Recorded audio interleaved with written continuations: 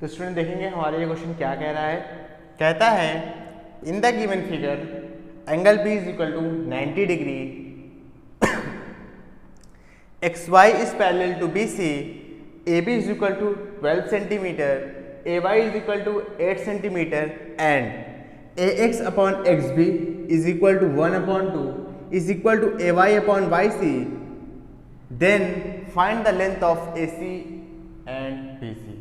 Okay, एक बार फिर से, ये आपका फिगर दिया हुआ है, इसमें एंगल बी कितना है 90 डिग्री है, एक्स वाई और बी सी क्या है आपस में पैरेलल है। पैरेलल का मतलब मैं पहले भी बता चुका हूँ, अगर कोई दो लाइन आपस में पैरेलल है तो उसको अगर दोनों साइड हम एक्सटेंड करें तो वो क्या करेंगी, आपस में एक दूसरे को इंटरसेक्ट नहीं करेंगी। इंटरसेक्ट करने का मतलब क्या है, वो आपस में एक दूसरे से मिलेंगी नहीं, और उनके बीच में जो परपेंडिकुलर डिस्टेंस है वो हमेशा क्या रहेगा, वो हमेशा सेम रहेगा।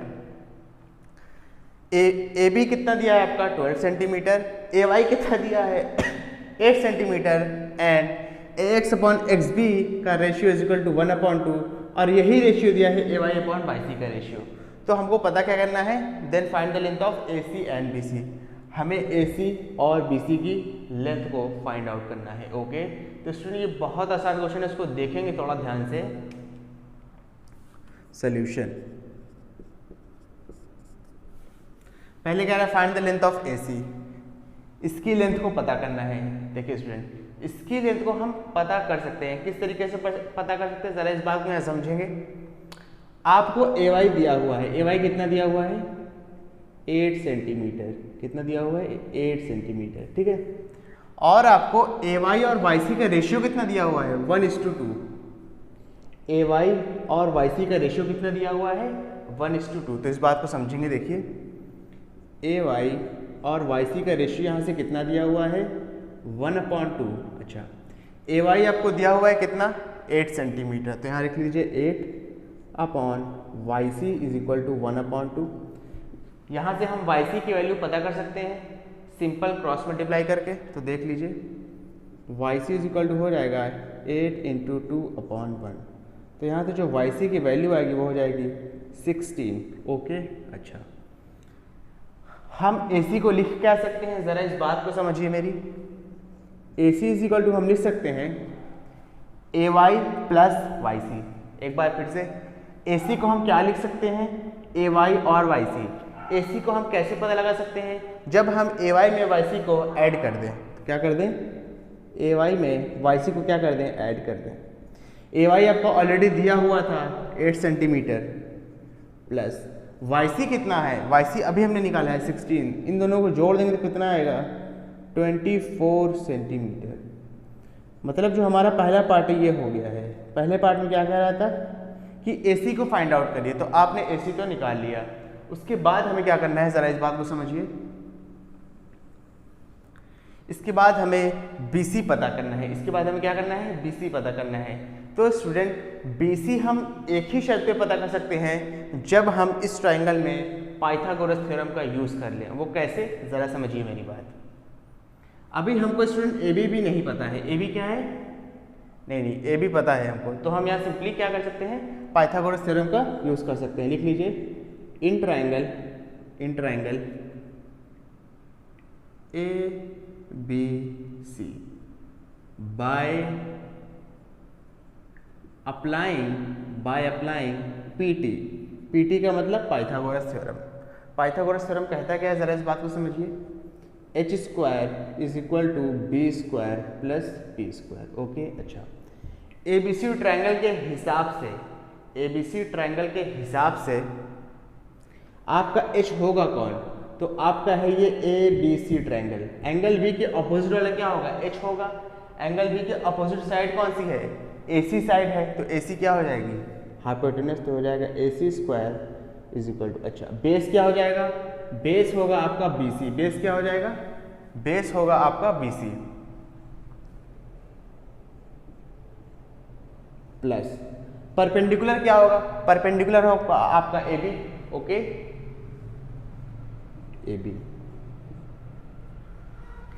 AC हमने पता कर लिया है, कितना आया था AC 24, तो यहाँ लिख देंगे 24 square is equal to BC हमको फाइंड आउट करना है, नहीं पता है तो BC स्क्वायर प्लस AB हमको क्वेश्चन में दिया हुआ है, AB कितना दिया हुआ है 12, क्या लिख देंगे 12 का स्क्वायर। ओके 24 का स्क्वायर का मतलब है 24 इंटू 24, तो इसका जो आंसर होगा वो होगा 576। कितना होगा 576 इज इक्वल टू ये हो जाएगा BC स्क्वायर प्लस 12 का जो स्क्वायर होगा वो होगा आपका 144। 12 इंटू 12 कितना होगा 144 होगा, यहाँ आप लिख लीजिए 144। ओके अच्छा आपने इसको इधर शिफ्ट कर दिया तो कितना आएगा देखिए 576 minus 144 is equal to BC square. Okay 576 में से ज़रा आप 144 को माइनस कर दीजिए, 6 में से 4 गया बचा 2, 7 में से 4 गया बचा 3 और 4 में से 1 गया बचा 5 में से 1 गया बचा 4 is equal to BC square. तो आप इसको इधर कर लीजिए, तो आप इसको सीधा कर लिख दीजिए BC square is equal to 432। LHS से स्क्वायर हटेगा, RHS में क्या हो जाएगा अंडर रूट लग जाएगा, तो इसको आप लिख लीजिए BC is equal to under root 432। इसको कैसे सॉल्व करना है ये भी ज़रा समझ लीजिए। हम 432 का सिंपली LCM निकालेंगे। क्या करेंगे LCM निकालेंगे, ज़रा इसको साइड में निकालिए। ये 2 बार में गया 216, फिर ये 2 बार में गया 108, फिर ये 2 बार में गया 54, फिर हमने इसको 2 से डिवाइड किया आएगा 27, फिर हमने इसको 3 से किया गया 9, फिर हमने इसको 3 से किया बचा 3, फिर हमने इसको 3 से किया बचा 1। तो देखिए इसके बाद हम क्या करते हैं, जब भी हम स्क्वायर रूट निकालते हैं LCM निकालने के बाद हम उसमें से 2 का पेयर बनाते हैं। तो देखिए यहाँ 2 का पेयर बना, यहाँ 2 का पेयर बना, यहाँ 3 का बना और एक 3 अलोन रह गया।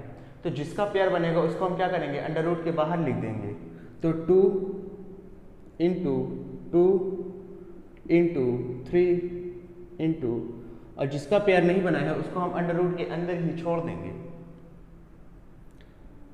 2 2 ज़ा 4, 4 3 ज़ा 12, 12 under root 3 is your final answer. अच्छा स्टूडेंट शायद आपकी बुक में ये आंसर ना दिया हो, उसका रीज़न क्या है, वो लोग यहाँ पे अंडर रूट 3 की वैल्यू रख देते हैं, उसके बाद उसको 12 से मल्टीप्लाई कर देते हैं। देखेंगे कैसे।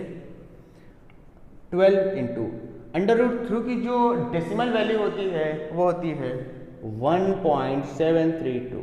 ओके तो जब आप 12 को 1.732 से मल्टीप्लाई कर देंगे उस वक्त जो आपको आंसर मिलेगा शायद आपकी बुक में वो आंसर दिया हो, लेकिन फॉर योर काइंड इन्फॉर्मेशन ये आंसर भी सही है, इसको कोई गलत नहीं कह सकता, और ये आंसर जो यहाँ पे होगा वो आपकी बुक में दिया है। ओके स्टूडेंट आई होप आपको ये क्लियर होगा। आप इसका फटाक से स्क्रीनशॉट लीजिए। इसके बाद हम इस एक्सरसाइज का नेक्स्ट क्वेश्चन करेंगे, जल्दी से ले लीजिए। आई होप आपने इसका स्क्रीनशॉट ले लिया होगा। तो चलिए इसको रब करते हैं।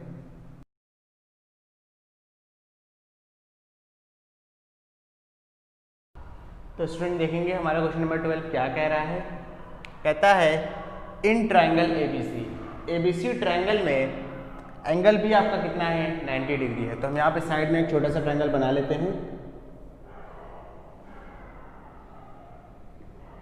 ये A है, ये B है, ये C है, जिसमें आपका जो एंगल B है ये 90 डिग्री दिया है। एंगल भी 90 डिग्री देने का मतलब क्या है, जो एंगल B के अपोजिट होगा ये हाइपोटेन्यूस हो जाएगा, ये बेस हो जाएगा, और ये क्या हो जाएगा आपका परपेंडिकुलर। इसको आप परपेंडिकुलर, इसको आप बेस भी मान लेते हैं, कोई फर्क नहीं पड़ता क्वेश्चन पर। ओके इसके बाद आपका AB की वैल्यू दी है x-3, BC की वैल्यू दी है x+4, AC की वैल्यू दी है x+6 का होल स्क्वायर। तो हमें करना क्या है, हमें करना ये है कि हमें AB, BC और CA निकालना है, मतलब इस ट्रायंगल की साइड को फाइंड आउट करना है। ओके तो देखेंगे हम इस क्वेश्चन को किस तरीके से कर सकते हैं। Solution in triangle ABC by applying PT। Triangle ABC में पाइथागोरस थ्योरम को अप्लाई करके हमें मिलेगा क्या, देखिए h² is equal to B² plus P²। अच्छा h यहाँ पर है क्या, एच आपका ए सी है, हाइपोटेनस क्या है, ए सी है, तो यहाँ लिख लीजिए A C square is equal to base क्या है आपका बी सी है, मैंने यहाँ ऑलरेडी मेंशन कर दिया है, तो बेस हो जाएगा आपका B C square plus perpendicular क्या है आपका ए बी है, मैंने ये भी मेंशन कर दिया है, तो ये हो जाएगा आपका ए बी स्क्वायर। ओके, इसके बाद समझेंगे ए सी की वैल्यू देखिए ऊपर दी हुई है, ए सी की वैल्यू कितनी दी है x प्लस 6, तो ए सी की जगह हम क्या लिखेंगे x प्लस 6 का होल स्क्वायर, यहाँ स्क्वायर है तो यहाँ भी क्या कर लिया हमने स्क्वायर लगा दिया, इज इक्वल टू देखिए बी सी की वैल्यू भी यहाँ दी हुई है, ये हो जाएगा x प्लस 4 का whole square. Okay, plus A B की वैल्यू भी यहाँ कितनी दी है x माइनस 3 का होल स्क्वायर। ओके, अच्छा x प्लस 6 का होल स्क्वायर, अब हम इसको क्या करेंगे, अब हम इसको एक्सपैंड कर देंगे, एक्सपैंड देखिए किस तरीके से करेंगे,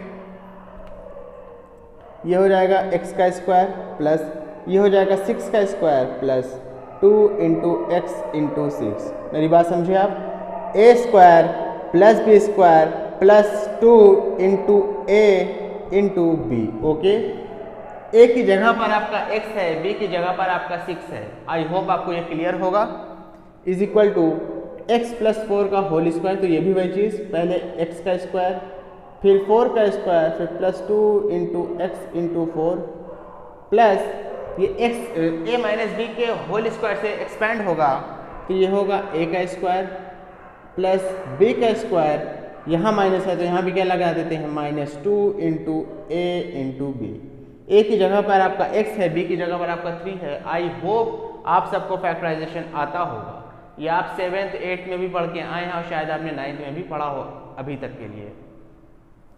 इसके बाद देखिए क्या होगा, ये हो जाएगा x square plus 36 plus 12x, 2 6 12 और x square plus 16 plus 8x plus x square plus 9 minus 6x। Okay, अच्छा यहाँ पे 2x स्क्वायर है और यहाँ पर 1x स्क्वायर है, तो मेरी बात को ध्यान से समझिए, इक्वल टू के दोनों साइड, इक्वल टू के दोनों साइड कहने का मतलब है अगर एक गिनती आपकी RHS में है और एक गिनती आपकी LHS में है, एक गिनती राइट हैंड साइड है और एक गिनती लेफ्ट हैंड साइड है, और दोनों का साइन अगर सेम है तो वो दोनों एक दूसरे को क्या कर देती है, कैंसिल आउट कर देती है। मेरी बात समझ में आई? तो देखिए यहाँ पे एक्स स्क्वायर है और यहाँ पर भी एक्स स्क्वायर है, दोनों का साइन क्या है, पॉजिटिव है, तो ये दोनों एक दूसरे को क्या कर देगी, कैंसिल आउट कर देगी। या तो इसको कुछ इस तरीके से समझिए, जब आप एक्स स्क्वायर को इधर लाएंगे तो ये तो प्लस एक्स स्क्वायर होगा, लेकिन जो ये इधर आएगा ये कितना हो जाएगा, माइनस एक्स स्क्वायर, और plus x square minus x square क्या होंगे, आपस में कैंसिल आउट हो जाएंगे। आप जिस तरीके से आपको अच्छा लगे उस तरीके से आप यहाँ पर एनालाइज कर सकते हैं। अच्छा, इसको देखिए, फिर इसको लिख सकते हैं आप, अच्छा 12x plus 36 is equal to, देखिए 16 लिखा आपने प्लस एक्स स्क्वायर। अच्छा स्टूडेंट मेरी बात समझिएगा, यहाँ पे 16 और 9 को हम क्या कर सकते हैं, यहाँ पे सिंपली ऐड कर सकते हैं, तो ये आ जाएगा 25, ये हो जाएगा प्लस एक्स स्क्वायर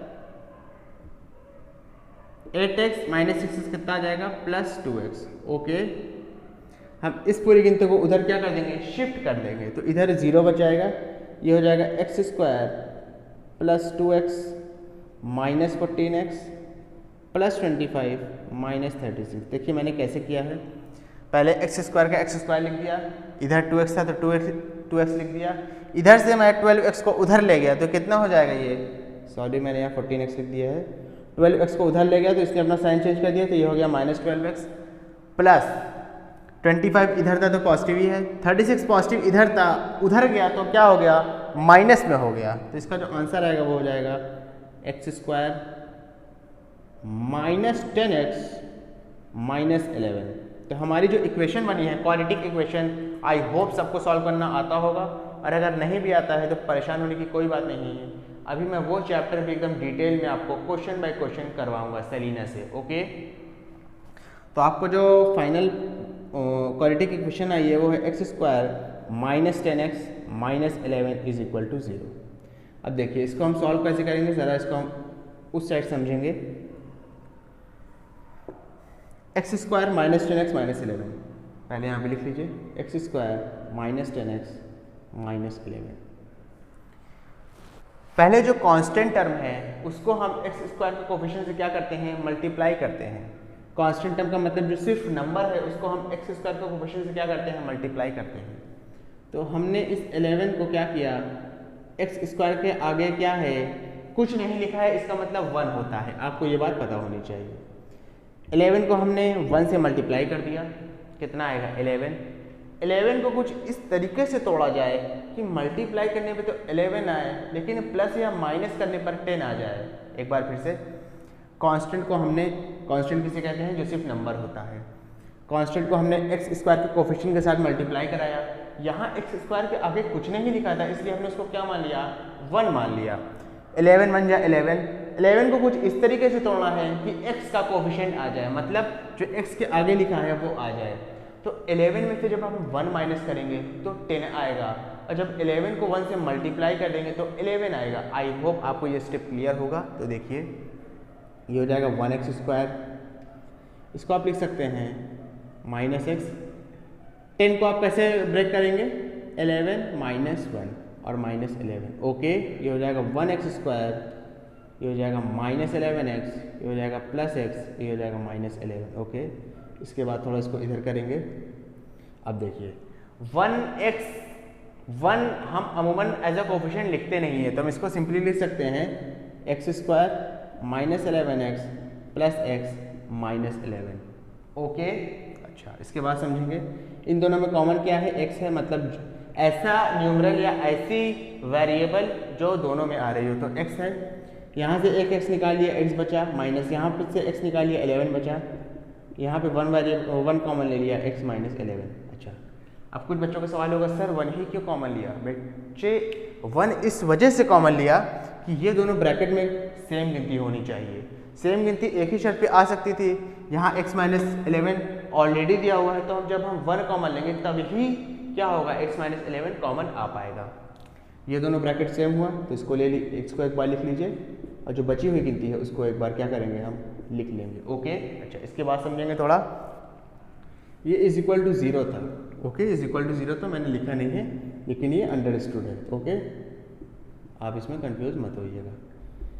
ये 0 हो कब सकता है, जब आपकी ये पूरी क्वांटिटी 0 के बराबर हो, या तो ये पूरी क्वांटिटी क्या हो, 0 के बराबर हो। तो यहाँ लिख लीजिए x -11 = 0, तो यहाँ से x की वैल्यू आ जाएगी 11।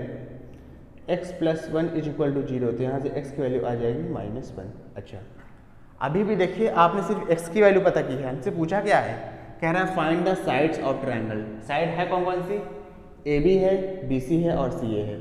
लेकिन अब ये बहुत सिंपल सा स्टेप बचा है, देख लीजिए कैसे होगा। AB जैसे मानते हैं, AB आपका दिया क्या था, देखिए x -3।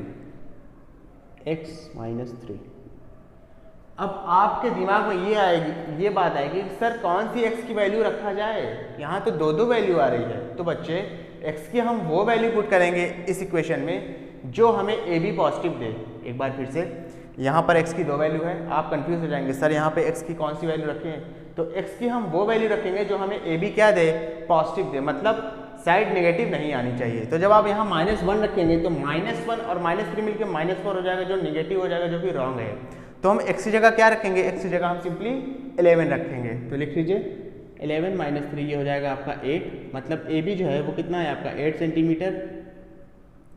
इसके बाद BC कितना दिया है, देखिए ज़रा, BC = कितना हो जाएगा, x + 4, x की जगह क्या रखेंगे 11, तो 11 + 4 = 15।